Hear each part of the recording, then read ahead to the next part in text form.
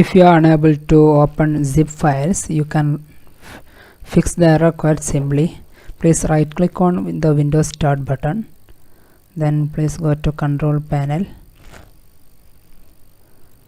Now please change it to Category and please go to Programs, then please click on Default Programs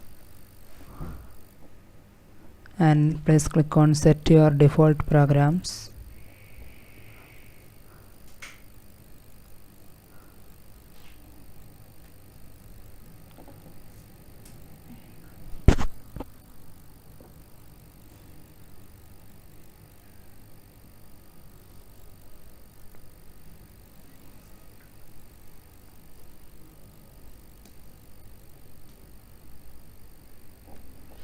Now please click on File Explorer and please come here and set this program as default.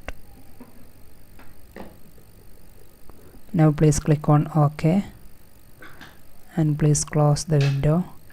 Now please double click your zip folder and you will be able to open it. Good luck. Thanks for watching.